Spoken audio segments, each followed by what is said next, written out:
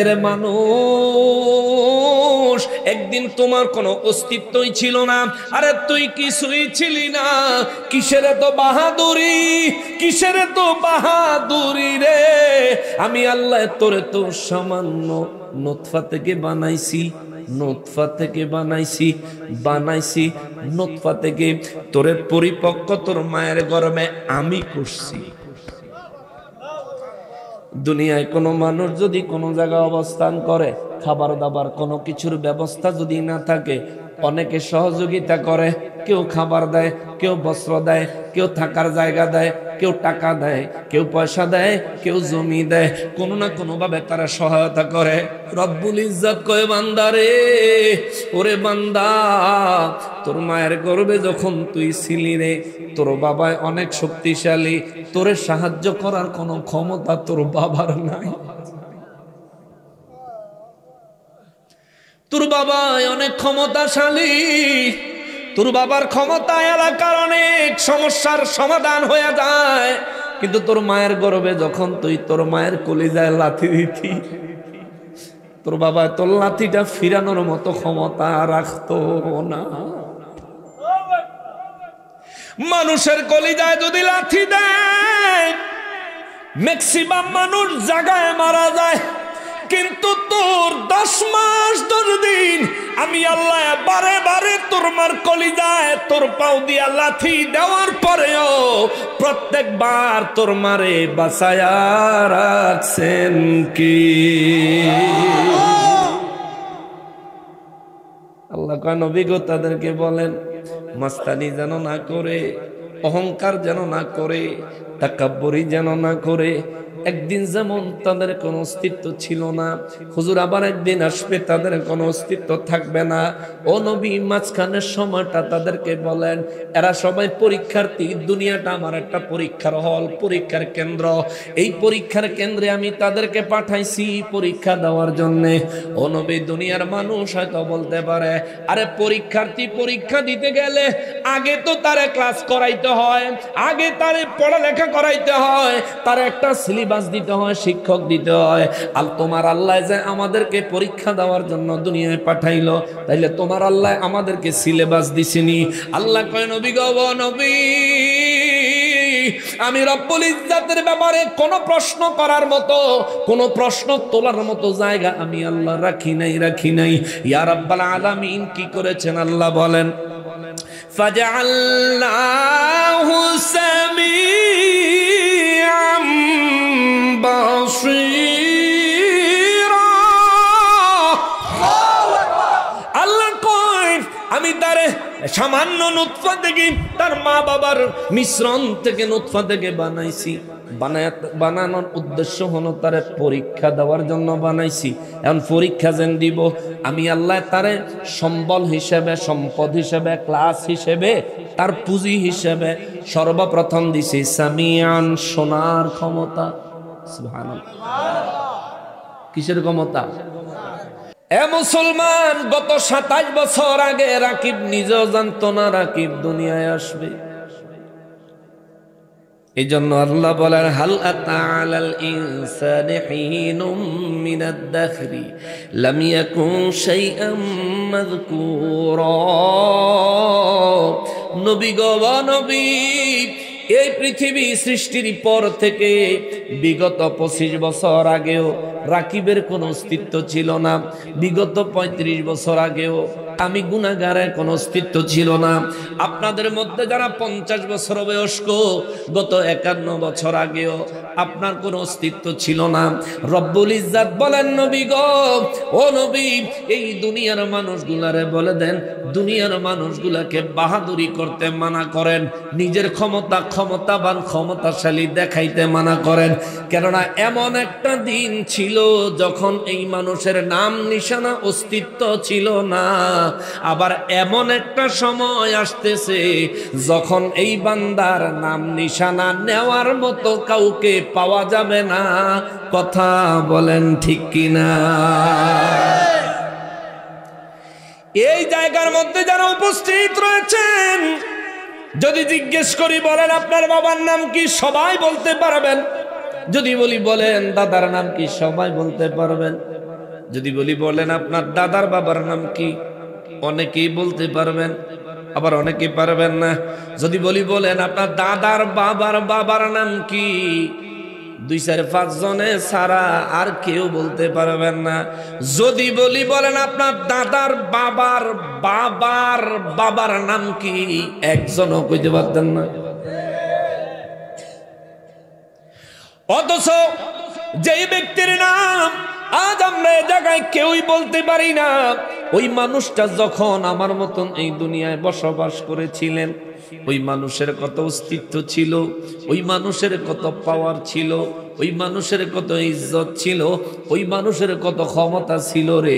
ওই মানুষের কারণে, তার মাধ্যমে আমার দাদার বাবার বাবারে আল্লাহ দুনিয়ায় পাঠাইছে। আমার দাদার বাবার বাবার উসিলায় আল্লাহ আমার দাদার বাবারে দুনিয়ায় পাঠাইছে। আবার আমার দাদার বাবার উসিলায় আল্লাহ আমার দাদারে দুনিয়ায় পাঠাইছে। আমার দাদার উসিলায় আল্লাহ আমার বাবারে দুনিয়ায় পাঠাইছে। আমার বাবার উসিলায় আল্লাহ আমারে দুনিয়ায় পাঠাইছে। আমার উসিলায় আল্লাহ আমার সন্তানদেরকে দুনিয়ায় পাঠাইছে। এরে মুসলমান, রব্বুল ইজ্জত মানুষকে মনে করাইয়া দেয়, আরে মানুষ, তোমার মায়ের গর্ভে আসার আগে, এমনকি গর্ভে আসার পরে 40 দিন, এমনকি 3 মাস, এমনকি 3 মাস, এমনকি 4-5 মাস, 6 মাস পর্যন্ত তোমার আম্মাও ঠিক মতো বুঝতে পারে নাই তুমি কি ছেলে নাকি মেয়ে। এখন তো আলট্রাসোনোগ্রাম করার পরে বলতে পারে ছেলে না মেয়ে। তাও অন্তত 6 মাস পার হইলে, 7-8 মাস গেলে, 7-8 মাস যাওয়ার আগে বলতে পারে না। মায়ের গর্ভে যখন সন্তান আমার আল্লাহ পাঠায়, রব্বুল ইজ্জত বলেন নবী এটা কেবলমাত্র আমার ক্ষমতা। সুবহানাল্লাহ, এটা কেবলমাত্র আমার ক্ষমতা। ও নবী, বিশ্ববাসীরে বলে দেন, এই মানুষ যেন বাহাদুরি না করে, মাস্তানি যেন না করে। এই মানুষ চিন্তা করে, কাফের বেঈমানেরা চিন্তা করে, মারা যাওয়ার পরে কবর দিলে শরীর পচে যায়, গলে যায়, হাড্ডিগুলো মাটির সাথে মিশে যায়। কিন্তু এই মানুষ হাড্ডিগুলো মাটির সাথে মিশে যাওয়ার পরেও কাফের বেঈমানেরা আপনাকে প্রশ্ন করে, আমি আল্লাহ তা করে আবার কেমনে বানামু? আগুন দিয়া জ্বালায়া পোড়ায়া ছাই বানায়া দিলে, নবী গো, ও নবী, দুনিয়ার মানুষ আপনাকে জিজ্ঞেস করে, ছাই বানানোর পরে ছাই থেকে আমি আল্লাহ আবার তার কেমনে বানাবো? হুজুর তাদেরকে বলেন, হাল আতা আলাল ইনসানি হিনুম মিনাদ দাহরি লাম ইয়াকুন শাইআম মাযকুরা। এই মানুষ আজকে নিজেকে অস্তিত্ব সম্পন্ন দাবি করে, এমন এক সময় ছিল এই ব্যক্তির অস্তিত্ব ছিল না। কোন প্রকার অস্তিত্ব ছাড়া একেবারে শূন্য থেকে এই মানুষকে অস্তিত্বহীন বানাইছেন কে? জোরে বলেন না কে? তাইলে ওই রব্বুল ইজ্জাতের কোন বিষয়ে মাস্তানি বাহাদুরি করা আমাদের কি সাজে? বলেন সাজে? এবার রব্বুল আলামিন কয়, নবী গো, নবী, মক্কা মদিনা মুনাওয়ারার মানুষদেরকে, এই জগতের মানুষদেরকে বলেন, আমি আল্লাহ তা করে কেমনে বানাইছি বলে দেন। চিকিৎসা বিজ্ঞান এখন এসেছে, বিগত 100 বছর আগে ধরেন আধুনিক চিকিৎসা, মায়ের গর্ভে মায়ের গর্ভে সন্তান গেলে আলট্রাসোনোগ্রামের মাধ্যমে অনেক কিছু জানা যায়। টেস্ট টিউব বের হইছে, প্রস্রাবের মধ্যে টেস্ট করলে প্রেগন্যান্সি বোঝা যায়। এ মুসলমান, 1450 বছর আগে মক্কার কাফের বেঈমানেরা কয়, নবী গো, ও নবী, যদি আপনার রব আমাদেরকে শূন্য থেকে, অস্তিত্বহীন থেকে অস্তিত্বওয়ালা মানুষ বানায় থাকে, তাহলে আপনার রবকে বলেন সে আমাদেরকে কেমনে বানাইছে এটা বলতে। আল্লাহ কয়, হুজুর আপনি বলে দেন, ইন্না খালাকনাল ইনসানা মিন নুতফাতিন আমশাজ।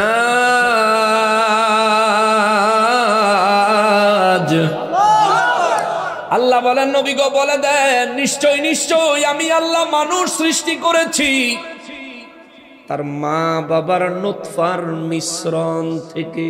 সুবহানাল্লাহ। তার মা এবং তার বাবার নুতফার মিশ্রণ থেকে।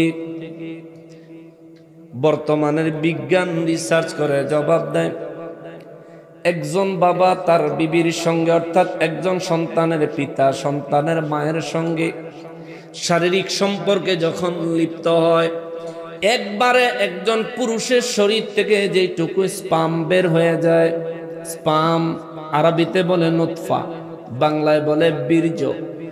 বিজ্ঞান বলে একজন পুরুষ একবারে যে পরিমাণ স্পাম রিলিজ করে, এই একবারের স্পামের মধ্যে পুরুষের স্পামের মধ্যে শুক্রাণু থাকে, নারীর স্পামের মধ্যে ডিম্বাণু থাকে।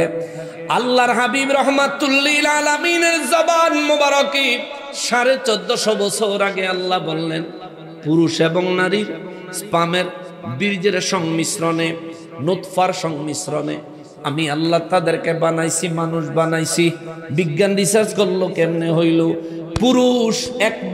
যেই পুরুষ একবার শরীর থেকে নুতফা ত্যাগ করলে, যার নুতফার ভিতরে কমপক্ষে 12 লক্ষ শুক্রাণু, কমপক্ষে 12 লক্ষ, সর্বোচ্চ 60 লক্ষ শুক্রাণু যদি কোনো পুরুষের নুতফার মধ্যে, বীর্যের মধ্যে না থাকে, ওই পুরুষ সন্তান জন্ম দেওয়ার ক্ষমতা রাখে না। কমপক্ষে 12 লক্ষ শুক্রাণু, একটা শুক্রাণু দিয়া আমার মতন একটা মানুষ আমার আল্লাহ বানায়। আল্লাহু আকবার, আল্লাহু আকবার। এ মুসলমানেরা রে, আমার পেয়ারা নবীর উম্মতেরা রে, রব্বুল ইজ্জত তার মহিমা বর্ণনা করেন। নবী গো, একজন পুরুষ একবার তার স্ত্রীর সঙ্গে শারীরিক সম্পর্কে লিপ্ত হওয়ার কারণে পুরুষ তার শরীর থেকে যেই নুতফাটা ত্যাগ করে, এই নুতফার মধ্যে কমপক্ষে 12 লক্ষ শুক্রাণু থাকে, সর্বোচ্চ 60 লক্ষ শুক্রাণু থাকে।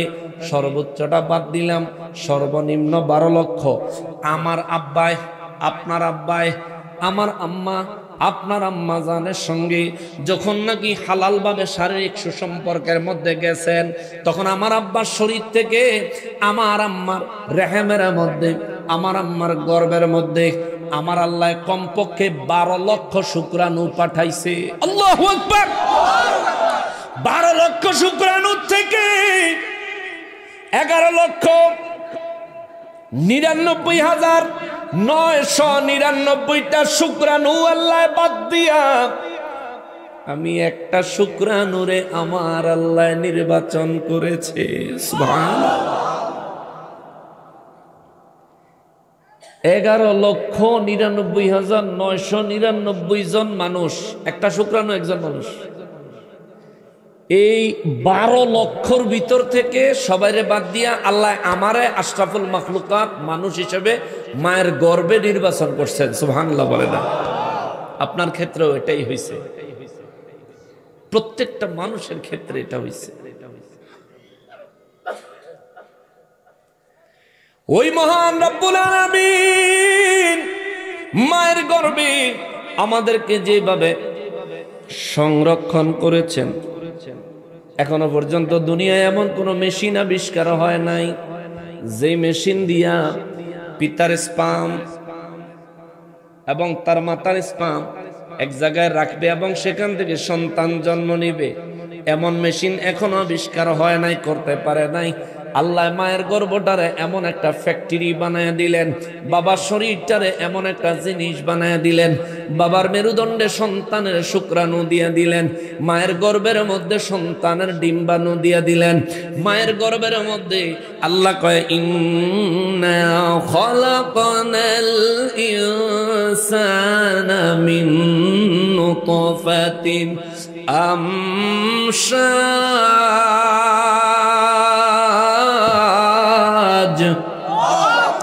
রব্বুল আলামিন বলেন, নবী গো, নিশ্চয় আমি আল্লাহ মানুষ সৃষ্টি করেছি তার মা এবং তার বাবার নুতফার সংমিশ্রণ থেকে।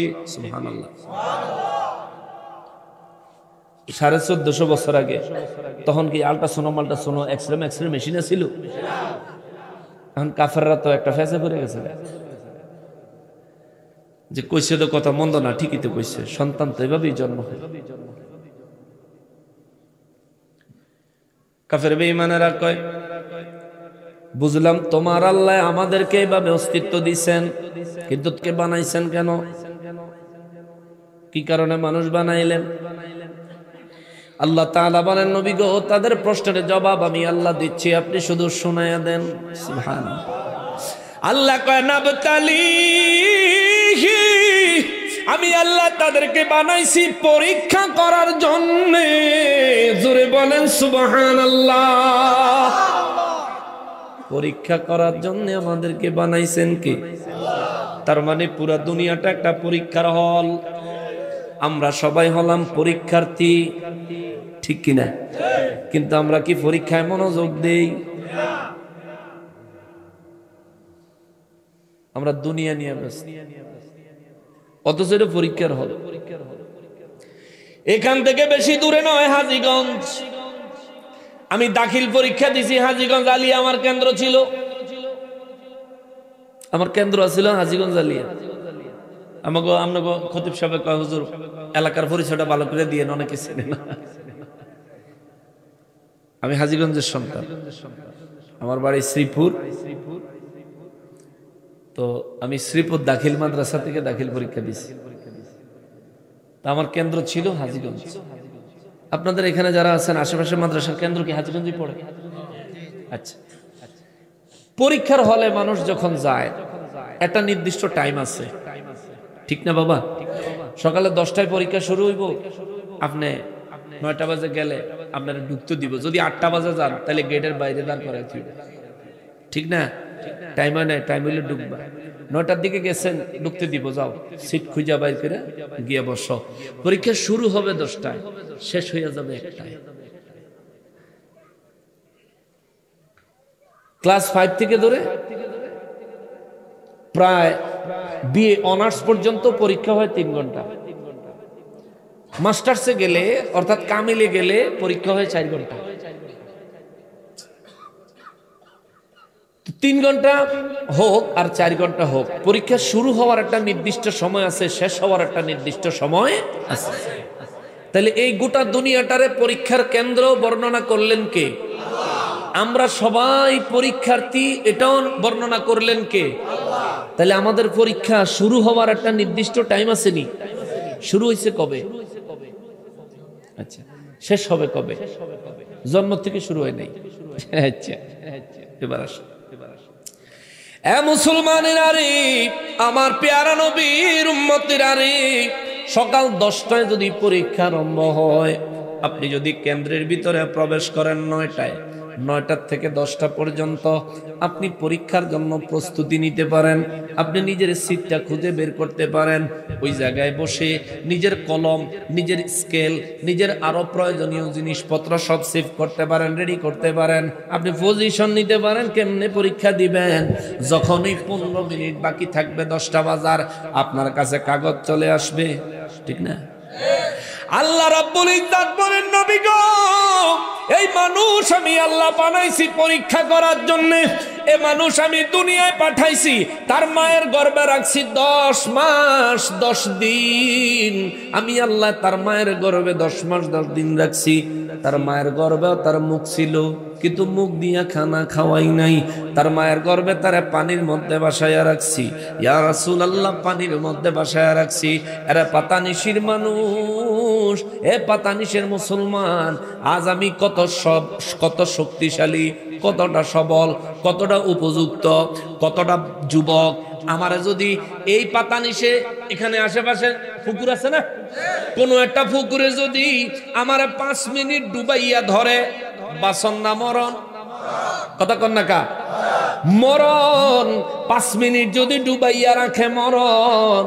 3 মিনিট থাকন যাইবনি? আমি পারতাম না। 2 মিনিট পারতাম। 1 মিনিট যদি রাখেন তাও মনে হয় মরার একবারে কাছাকাছি জামুগা, বাঁচতাম নাও পারি রে বাবা। আমি একটা পরিপক্ক মানুষ, শক্তিশালী, পাতানিশের পুকুরে আমারে ডুবাইয়া ধরলে 5 মিনিট বেঁচে থাকার মতন শক্তি সামর্থ্য আমার দেহে নাই।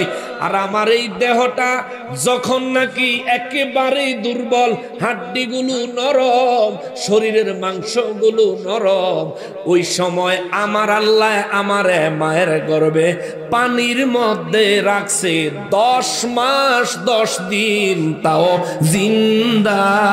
জোরে কন্যা আল্লাহু আকবার।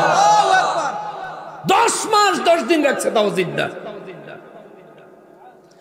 মুসলমানের আরে, আমার পেয়ারা নবীর উম্মতের আরে, আমার বাড়ি পাশে যা আছে এই পাশের থেকে যদি কম 2টা ওয়াল করে, এই ওয়ালের মাঝখান দিয়া যদি আমার টাইনা বাহির করতে চায়,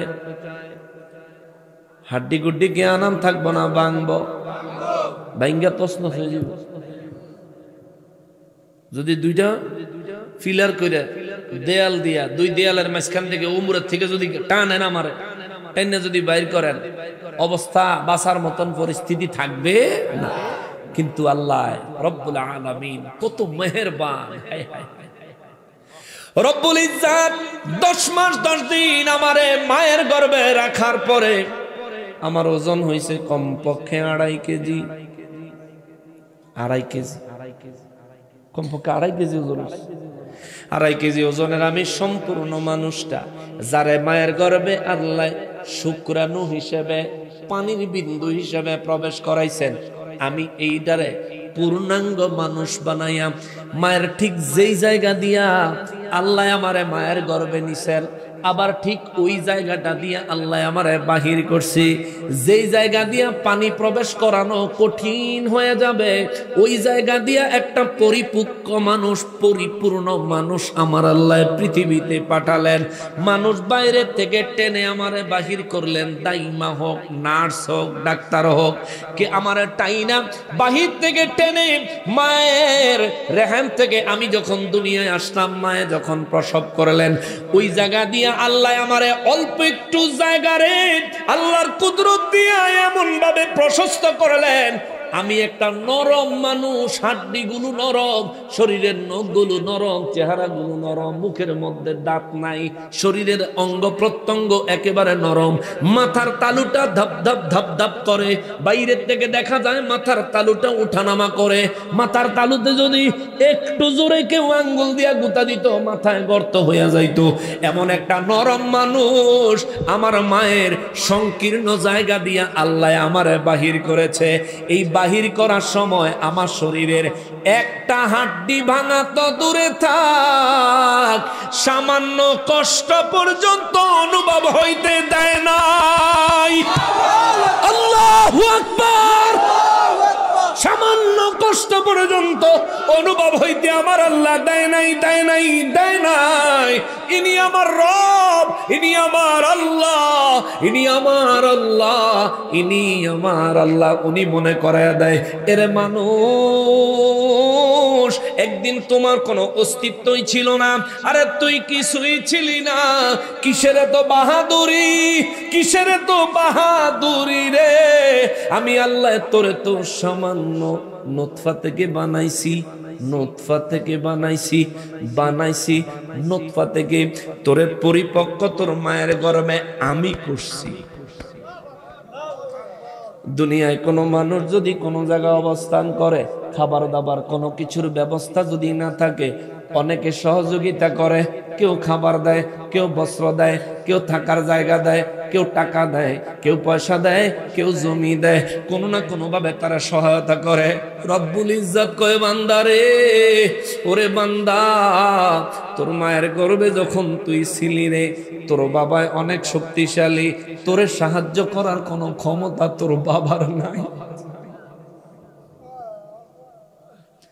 তোর বাবা অনেক ক্ষমতাশালী, তোর বাবার ক্ষমতা এলাকার অনেক সমস্যার সমাধান হয়ে যায়, কিন্তু তোর মায়ের গর্ভে যখন তুই তোর মায়ের কলিজায় লাথি দিতি, তোর বাবা তোর লাথিটা ফিরানোর মতো ক্ষমতা রাখতো না।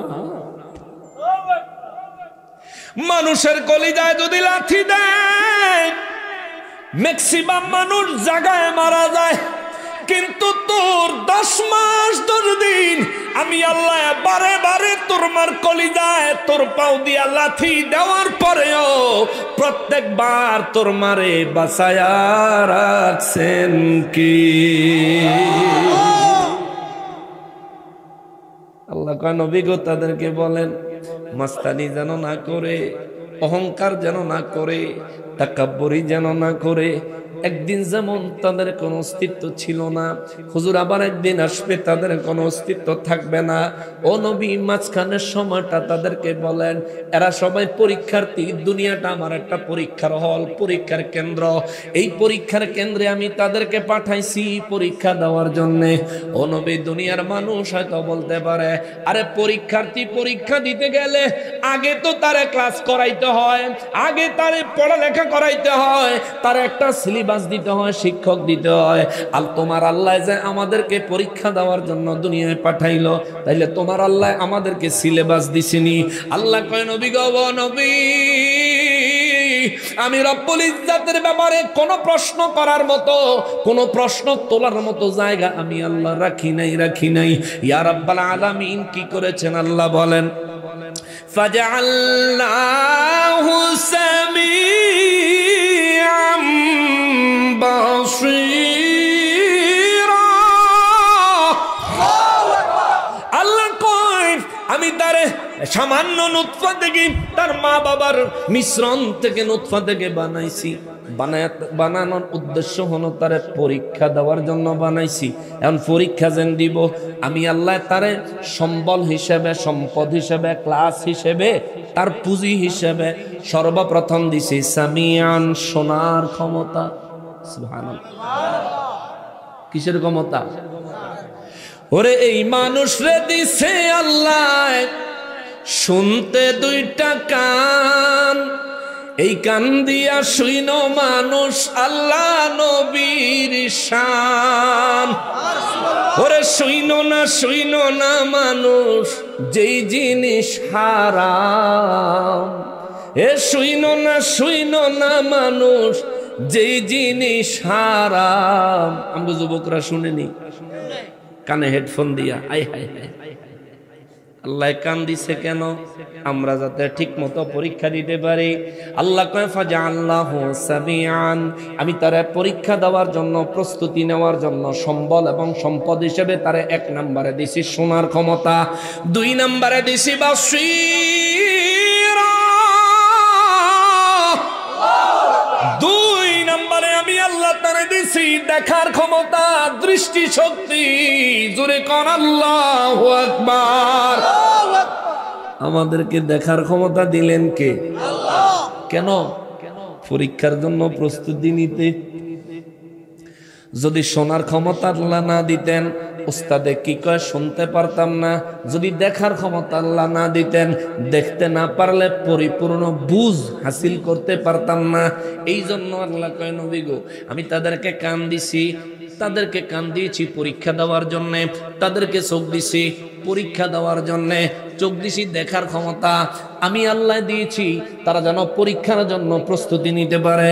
এই জন্যই তো কবি কয় ওরে এই মানুষ রে দিছে আল্লাহ দেখতে 2টা আখি, ওরে সেই আখিতে চলো মানুষ আল্লাহ রাস্তা দেখি। মারহাবা। ওরে দেখো না মানুষ যেই দেখা হারাম, হে দেখো না মানুষ যেই দেখা হারাম, মূর্তির মানুষ রাখছে নাম রে, মানুষ রাখছে নাম, মূর্তির মানুষ রাখছে নাম রে, মানুষ রাখছে নাম। রে আগুন পানি বাতাস নূর মিশাইয়া মাটির একটা মূর্তি আল্লাহ বানায়া, ওরে তার ভিতরে নিজে যায়া বাড়ায়াছে দাম, ওরে তার ভিতরে নিজে যায়া বাড়ায়াছে দাম, মূর্তির মানুষ রাখছে নাম রে, মানুষ রাখছে নাম। একটা মুরগির বাচ্চা ডিম থেকে ফুটলেও দৌড় দেয়, একটা বিড়ালের বাচ্চা প্রসব হইলেও বাহির হইয়াই দৌড় দেয়, একটা গরুর বাচ্চা বের হইয়া দৌড় দেয়।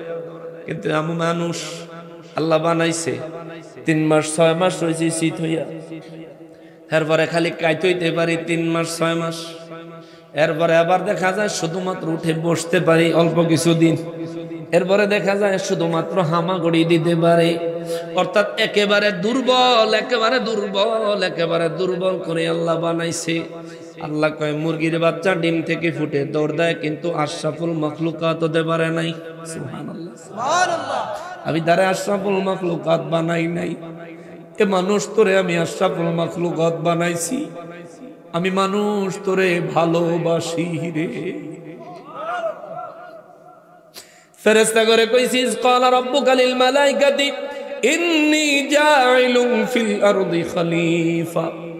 আমি আল্লাহ ফেরেশতাদেরকে বলেছি নিশ্চয়ই আমি আল্লাহ জমিনের জন্য খলিফা নিযুক্ত করব। ফেরেশতারা কয় আল্লাহ গো আল্লাহ, জমিনের জন্য বানাইবেন, এর আগে জিন জাতি বানাইছেন, কত জাতি বানাইছেন, মারামারি কাটাকাটি রাহাজানি কইরা দুনিয়ার অবস্থা খারাপ করেছে। আল্লাহ আবার মানব জাতি বানাইবেন, আবার খলিফা নিযুক্ত করবেন, খলিফা বানাবেন। ও আল্লাহ, খলিফা বানানোর দরকার কি? আমরা ফেরেশতারা তো আছি আপনার ইবাদত করার জন্য, আপনার সন্তুষ্টি হাসিল করার জন্য।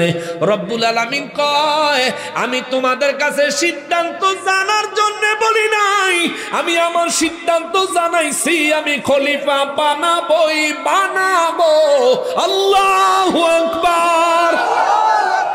রব্বুল ইজ্জাত জিবরাইল আমিনের পাঠাইলো, জিবরাইল যা দুনিয়া থেকে মাটি নিয়ে আয়, আমি আমার আদম বানাবো। জিবরাইল আমিন আয়া দুনিয়ার যে জায়গা থেকে মাটি নিতে চায়, দুনিয়ায় ব্যথায় চিৎকার দেয়, কাতর হয়। জিবরাইল আমিন যায় কয় আল্লাহ মাফ করে দেন, আমার পক্ষে সম্ভব না। আল্লাহ কয় মিকাইল তুই যা। তে ফিরত গিয়া কয় আল্লাহ মাফ করে দেন, সম্ভব না। জানতে দড়ি জমিনে চিৎকার দেয়, তার বলে কষ্ট। শেষ পর্যন্ত আল্লাহ আজরাইলকে কয় তুই যা। আজরাইল আলাইহিস সালাম আসলেন বর্তমান সৌদি আরব মক্কা মুআজ্জামায়, যেখানে বাইতুল্লাহ কাবা ঘর, এই জায়গাতে আইয়া এই জায়গা থেকে এক খাবলা মাটি উঠাইলেন, জমিনে কান্দে চিল্লায়, কয় লাভ হইতো না, আল্লাহ কইছে নিত আমি নিব। সুবহানাল্লাহ কন না। এক খাবলা মাটির নিচে এক খাবলা মাটিতে হুদা 40 মন মাটি উঠছে। জোরে কন না সুবহানাল্লাহ। এই এক খাবলা মাটি লয়ে গেছে গা জান্নাতে। সুবহানাল্লাহ বলেন। রব্বুল আলামিন কয় আজরাইল আনসুনি, কয় আল্লাহ আনছি। জিবরাইল মিকাইল ইসরাফিল পারলো না, তুমি লয়ে আইলা। আল্লাহ আপনার হুকুম তো। আল্লাহ কয় যা, এই মাটি দিয়ে যে আদম বানামু, এই আদমের জান কবজা করানোর দায়িত্ব তোরই দিলেন। সুবহানাল্লাহ। তুইই পারবি, কারণ হেরা যখন মৌতের সময় কান্দাকাটি শুরু করবো, তখন তুইই পারবি কান্দাকাটি বাদ দিয়া জানটা লই আইতি। জিবরাইলের হইলেও মায়া লাগবো, ইসরাফিলের হইলেও মায়া লাগবো, মিকাইলের হইলেও মায়া লাগবে, কিন্তু তোর মায়া লাগতো না, তুই ডাহাই। জোরে কন্যা সুবহানাল্লাহ। আসলেই তো দেখেন না, একজন মানুষ মারা যাওয়ার সময় আশেপাশে বিবি সন্তান আত্মীয় স্বজন পরিবার পরিজন সব কাঁদতেছে, যে বেড়া মারা যাইব হে বেড়ারও কত কষ্ট হইতেছে। এই আজরাইল বেড়া দেখে একটু মায়া লাগে না? ঠিক গরিদের একটা টাইম মতন খবর করে রুটা টান দিয়ে লয়ে যায়। হযরতে আদম আলাইহিস সালামের বানানোর জন্য আল্লাহ বাইতুল্লাহ শরীফ, যে জায়গায় কাবা শরীফের ঘরটা, এই জায়গা থেকে মাটি নিছে। সুবহানাল্লাহ। আদম নবীর যে জায়গার মাটি দিয়ে বানাইছে সেই জায়গা হইছে কাবা। সুবহানাল্লাহ। এই কাবারেই আমরা চতুর্দিক দিয়ে গিয়া তওয়াফ করি, করলে হজ হয়, তওয়াফ করলে উমরা হয়, তওয়াফ করলে আল্লাহ খুশি হয়। হেন গিয়া দাঁড়ায় আল্লাহর কাছে কোনো দোয়া করলে সাথে সাথে কবুল হয়ে যায়। সুবহানাল্লাহ। আল্লাহ জান্নাত থেকে এক টুকরা না ওই জায়গার মধ্যে রাখেন নাই, ওই জায়গার মাটি দিয়া নবীর দেহ বানানোর কারণে আল্লাহ কয় নবীর সাথে সম্পৃক্ত থাকার কারণে আমি আল্লাহ এই জায়গার দামি বানায় দিছি। জোরে কন্যা সুবহানাল্লাহ। এ মুসলমানেরা রে, আমার পেয়ারা নবীর উম্মতেরা রে, রব্বুল ইজ্জত বলেন বান্দারা রে, আমি আল্লাহ তোমাদেরকে বড় মায়া কইরা বানাইছি, ভালোবাসা বানাইছি। ফেরেশতারা বললেন আল্লাহ এদেরকে বানাইলে মারামারি করবে, রক্তপাত করবে, খুনাখুনি করবে। আমি রব্বুল ইজ্জত বললাম তোমাদের কাছে আমি আল্লাহ কোনো ফয়সালা জানতে চাই না, আমি আমার সিদ্ধান্ত জানাইছি। ইন্নী আ'লামু মা লা তা'লামুন, নিশ্চয়ই আমি আল্লাহ যা জানি তোমরা তা জানো না। ফেরেশতারা যখন বলল, আদম নবীর ব্যাপারে যখন বলল মারামারি কাটাকাটি করবে, এখনো আদম নবীরে বানান নাই, আল্লাহ শুধুমাত্র সিদ্ধান্ত নিছে। এখনো মানুষ বানায় নাই, শুধুমাত্র সিদ্ধান্ত নিছে। কিন্তু ফেরেশতারা আদম নবীর ব্যাপারে, আদম জাতির ব্যাপারে দুনিয়ায় আইসা মারামারি কাটাকাটি করবে, এই কথাটা আমার আল্লাহর পছন্দ হয় নাই। আল্লাহু আকবার। এখনো বানাই নাই, কিন্তু আল্লাহর পছন্দ হয় নাই। আমি বানাবো, তোরা এমন কথাটা কইলি। সর্বপ্রথম ধমক দিছে, ইন্নী আ'লামু মা লা তা'লামুন, নিশ্চয়ই আমি যা জানি তোমরা তা জানো না। আমি তোমাদেরকে সিদ্ধান্ত জানাইছি, তোমাদের কাছ থেকে সিদ্ধান্ত চাই নাই। এরপর আল্লাহ আদম নবীরে বানাইয়া আসমানে জমিনে যা কিছু আছে সব কিছুর নাম আদম নবীরে আল্লাহ তাআলা শিখাইছেন। সুবহানাল্লাহ। শিখাইয়া ওই যে কইছিল মারামারি করব, কাটাকাটি করব, এই প্রতিশোধ আল্লাহ সব ফেরেশতাদেরকে ডাক দিছে। আইয়ো, সব ফেরেশতারা আসছে। আসার পরে এবার আল্লাহ এমন কিছু জিনিস ধরে কই, ফেরেশতারা বলো এটার নাম কি? সব ফেরেশতারা চুপ হয়ে গেছে। এটা তো আমি পানির বোতল ধরলাম। আল্লাহ তাআলা জান্নাতের মধ্যে তখন আল্লাহর কুদরতের জিনিসগুলো দেখাইতেছেন আর জিজ্ঞেস করতেছেন, বলো এটার নাম কি, বলো এটার নাম কি, বলো এটার নাম কি। ফেরেশতারা সব, কেউ কোনো আওয়াজ করতে পারে না। ফেরেশতাগণকে কি ব্যাপার, আওয়াজ করতে পারো না কেন? ফেরেশতারাকে আল্লাহ আপনি আমাকে যদ্দূর জানাইছেন এর বেশি আমরা জানি না। এগুলো সম্পর্কে ইতিপূর্বে আমাদেরকে কখনো পরিচয় করায় দেন নাই, আমরা জানিও না। আল্লাহ কয় জানো না, আদম বানাইতে মানা করছিলা, এ আদম তুমি বলো। আদম নবীরে যখন একটা একটা করে ধরে ধরে আল্লাহ তাআলা জিজ্ঞেস করলেন, বলো এটার নাম কি, বলো এটার নাম কি, বলো এটার নাম কি। একে একে আদম আলাইহিস সালাম সবগুলোর নাম একেবারে অনায়াসে আরামসে বলে দিলেন। জোরে কন্যা সুবহানাল্লাহ। আল্লাহ কয় কি ফেরেশতারা কি বুঝলা? ফেরেশতারা মাথার নিচে দিকে দিয়ে কয় বুঝছি আল্লাহ, আপনার সিদ্ধান্ত ঠিক। আল্লাহ কয় এই ঠিক কইলে দইতো না, ওই যে কইছিলা আমার আদম বানানোর আগে তোমরা তার ব্যাপারে বাজে মন্তব্য করছো, মারামারি করবো, রক্তপাত করবো, সেই কথার জন্য এখন কাফারা দেওয়া লাগবে। আল্লাহ কি কাফারা দিতাম? সেজদা লাগবে। উসজুদ লি আদম। জোরে কন্যা সুবহানাল্লাহ। জরিমানা ছিল এটা। এ মুসলমানের আরে, আমার পেয়ারা নবীর উম্মতের আরে, রব্বুল আলামিন কয় বান্দারা রে, তোদেরকে বানাইছি আমি ভালোবেসে, বড় মায়া করে। বানানোর আগে ফেরেশতারা মানা করেছিল, তবুও তোদেরকে বানাইছি। আমার নবীজিরে আল্লাহ কয় হুজুর বলেন, আমি আদম বানাইছি, এদেরকে বানাইছি পরীক্ষা করার জন্য। আদম নবীরে বানায়া জান্নাতে রাখছে আল্লাহ, পরীক্ষার মধ্যে রাখছে। আল্লাহ কয় সব খাইবেন, সব খাইবেন। লা তাকরাবা হাযিহিস শাজারা, এই গাছের কাছেও যাইবেন না, যদি যান ফাতাকুনা মিনাজ জালিমিন, যদি এই গাছের কাছে যান তাইলে আপনি জালিমদের অন্তর্ভুক্ত হয়ে যাইবেন। আদম নবীরে জান্নাতের সবকিছু খাওয়ার, সবকিছু ধরার, সবকিছু ভোগ করার, দেখার ক্ষমতা আল্লাহ দিলেন। দেওয়ার পরেও জান্নাতের ভিতরে ওই যে ফাতাকুনা মিনাজ জালিমিন, এই লা তাকরাবা হাযিহিস শাজারা, এই গাছের কাছে যাইবেন না, একটা গাছ আল্লাহ মানা করছে। ওই গাছটা কোন গাছ? গন্ধম গাছ। এই গাছের সৃষ্টি কেমন হইছে জান্নাত? ওয়াজ যাইতেছে আরেক দিকে, কই যামু? এই গাছ জান্নাতের ভিতরে, যেই গাছের কাছেও যাওয়া যাইতো না, এই গাছ জান্নাতের ভিতরে আইছে কইতে? ওটা তো একটা প্রশ্ন, এটা আইছে কইতে? সব গাছ, সমস্ত নিয়ামত জান্নাতের খাওয়া যাবে, ভোগ করা যাবে, ব্যবহার করা যাবে। এই একটা গাছ, এটার ফল টল খাউন তো দূরে থাকে, এটার কাছেও যাওয়া যেত না। কাছেও যাইতে নিষেধ করছে কে? আল্লাহ। এই গাছটা হইল কোত্থেকে? আদম আলাইহিস সালামের আল্লাহ বানায়া রূহ না দিয়া জান্নাতের মধ্যে যখন রেখেছেন, জান্নাতের মধ্যে আদম নবীর বডি মোবারক আল্লাহ যখন বানায়া রাখছেন, তখন ইবলিস শয়তানে ফেরেশতাদের লিডার, মুআল্লিমুল মালায়েকা, ফেরেশতাদের শিক্ষক, ফেরেশতারা জান্নাতের মধ্যে আসে।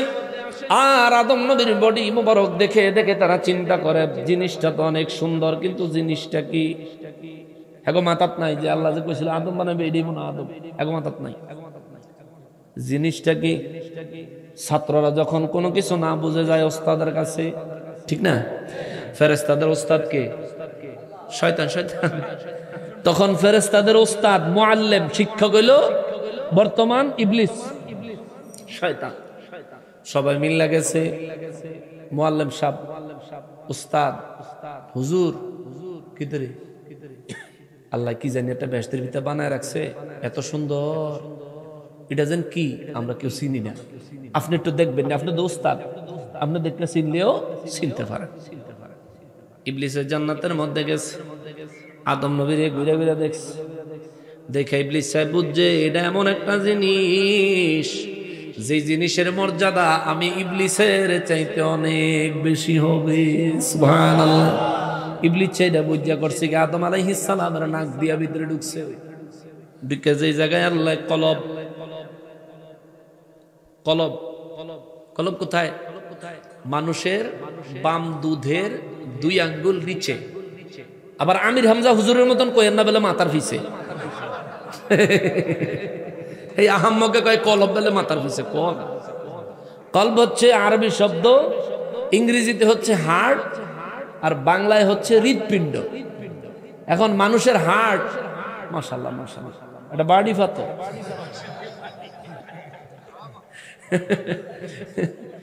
মানুষ যখন হার্ট অ্যাটাক করে, মানুষ যখন হার্ট অ্যাটাক করে তখন মাথার পিছে দিয়ে অপারেশন করে। কেমন মেয়েরা তালে তালে কয়েছে, মানুষের যখন হার্ট অপারেশন করে তখন অপারেশন করে কোথায়? বুকের 2 আঙ্গুল নিচে, কিংবা হার্টের রিলেটেড যেমন হাত দিয়া বা পায়ের রগ দিয়া চিকিৎসা বিজ্ঞানে যেমনি ব্যবহার করে, কিন্তু মাথার পিছে দিয়ে কোনো অপারেশন আমি এখনো পর্যন্ত শুনি নাই। আপনারা শুনছেন? হে আমির হামজায় কইছে, বুঝছেন তো? হে হুজুরের মতো কয়েন নাবার বলে কলব মানুষের মাথার পিছে। শয়তানে হেতার মাথা মুতা গোলমাল হয়ে গেছে। শয়তানে আদম নবীর কলবের মধ্যে প্রবেশ করলেন। আদম আলাইহিস সালামের কলবের ফাংশন দেখে ইবলিসের মাথা নষ্ট হয়ে গেল। ইবলিসে আদম নবীর বুকের কলবের মধ্যে কিছু থুথু, কিছু কাচরা, কিছু সর্দি মর্দি নিক্ষেপ করে আসলো, যাতে করে পরে কইতে পারে আমার থুতু মুতু দিয়া এটা কত কিছু বানায় রাখছে, হেপ্তানে আমি সেরা, এর দান্দা আগের তেনেই কইব সেরা। আল্লাহ রাব্বুল ইজ্জাত দেখেনি, কথা কয় না। ইবলিসে যখন থুতু দেয় আল্লাহ দেখেনি।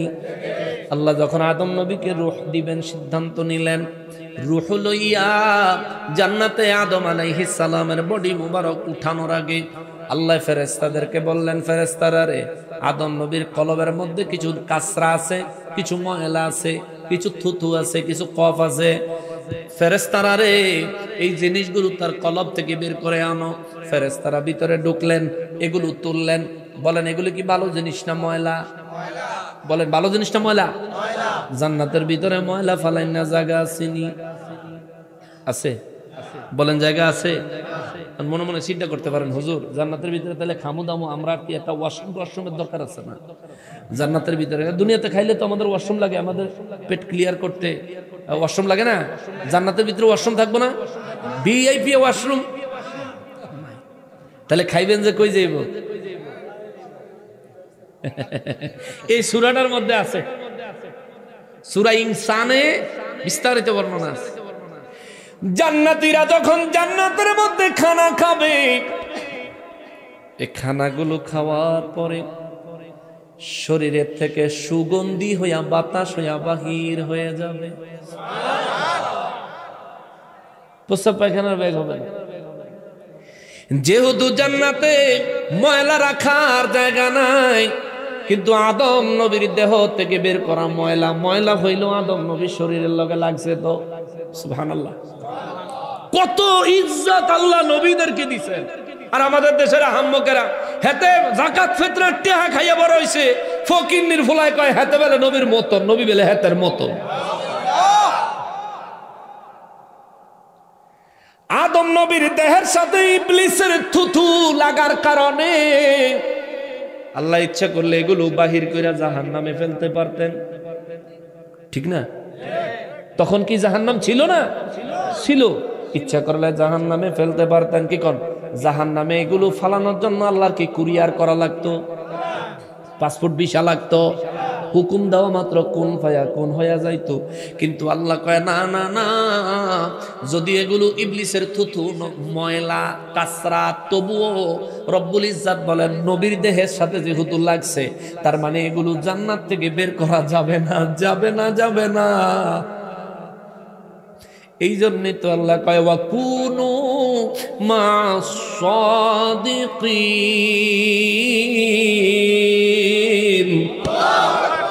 মন্দ জিনিস, মন্দ জিনিস, খারাপ জিনিস, ময়লা আদম নবীর দেহ মুবারকের সাথে লাগার কারণে আল্লাহ কয় জান্নাতে ময়লা ফেলানোর জায়গা নাই, কিন্তু আমার প্রিয় সৃষ্টি আদমের সঙ্গে লাগার কারণে, আদম নবীর সঙ্গে লাগার কারণে, এই ময়লাটা আদম নবীর সোহবত পাওয়ার কারণে রব্বুল ইজ্জাত কয় এটারে জান্নাত থেকে বাহির করা যাবে না। ফেরেশতারা রে, জান্নাতের একটা কোণায় নিয়ে যাও, ওই জায়গায় নিয়ে এই ময়লাগুলো ফেলে দাও, ওই জায়গায় ফেলে রাখো। এই ময়লাগুলো যেখানে ফেলেছে ওই জায়গা থেকে একটা গাছ হয়েছে, ওই গাছের নাম হলো গন্ধম। শয়তানের থুতু নোংরা থেকে ওই গাছটা হওয়ার কারণে আল্লাহ আদম নবীরে মানা করছে লা তাকরাবা হাযিহিস শাজারা। পুরা জান্নাতের মধ্যে ময়লা রাখার কোনো জায়গা নাই, পুরা জান্নাতে ময়লা হওয়ার মতো কোনো সিস্টেম নাই। কিন্তু নবী গো, ওই যে গাছটা যে জায়গায়, ওই জায়গাটা হলো একটা মাত্র সামান্য ময়লা ফেলার জায়গা। ওই গাছটা জন্মাইছে ময়লা থেকে। আমি আপনারে বানাইছি পবিত্র, আমি আপনারে বানাইছি পবিত্র।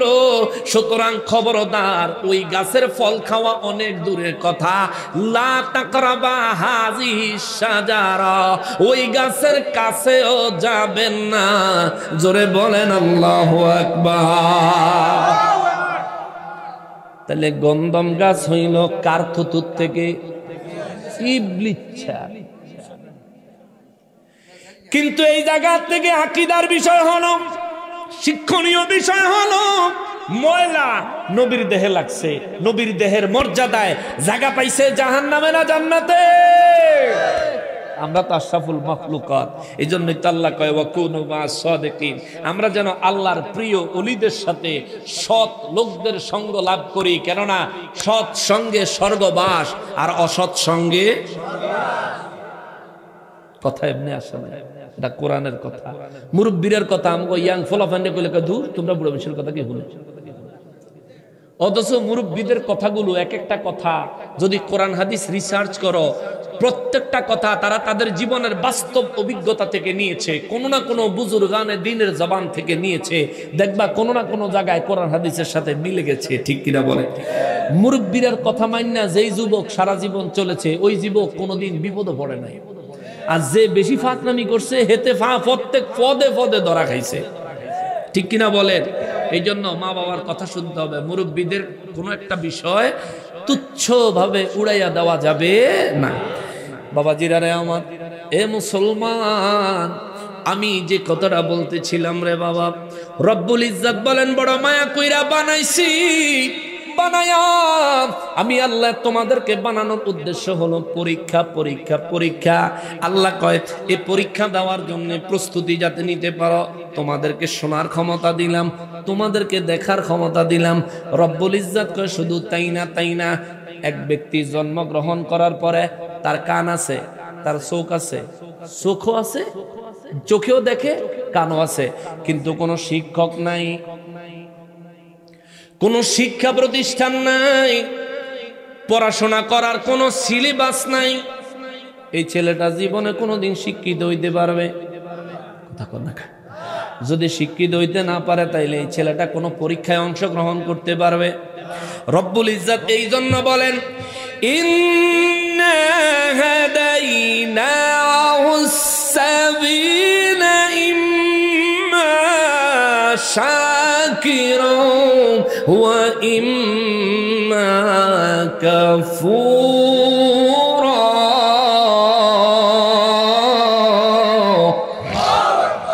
আল্লাহ কয় নবী গো, ও নবী, এই মানুষ পরীক্ষার জন্য বানাইছি, শোনার ক্ষমতা দিছি, দেখার পাওয়ার দিছি। ইন্না হাদাইনাহুস সাবিল, এরপরে নিশ্চয়ই আমি আল্লাহ তাদেরকে হেদায়েতের পথ দেখায়া দিছি। সুবহানাল্লাহ। হেদায়েতের পথ কে দেখায়া দিছে? এখন এই জায়গায় এখানে আলেম আছে, ইন্না শুধুমাত্র ইন্না যদি হইতো তাহলে নিশ্চয়ই আমি, আর ইন্না যখন হয়েছে নিশ্চয়ই আমরা। সুবহানাল্লাহ। আল্লাহ কয়জন? আল্লাহ কয়জন? তার কি কোনো শরীক আছে? তাহলে একজন হইলে কি আমি কইব না আমরা কইব? একজন হইলে কি আমি না আমরা? আর আমরা মানি একের অধিক, একের অধিক, দুইজন হইতে পারে, আরো বেশিও হইতে পারে, একের অধিক। আল্লাহ কয় ইন্না নিশ্চয়ই আমরা। সুবহানাল্লাহ। আর জোরে হাদাইনাহু, তাকে আমরা পথ দেখাইছি। এখানেও আমরা হাদাইনা, আমরা পথ দেখিয়েছি, হু তাকে। আস-সাবিল, আল্লাহ বলেন ইন্না নিশ্চয় আমরা হাদাইনাহু সাবিল, হেদায়েতের পথ দেখাইছি, হেদায়েতের পথ দেখাইছি, হেদায়েতের পথ দেখাইছি। আল্লাহ কয়জন? তাহলে আল্লাহ আমরা বললেন কেন?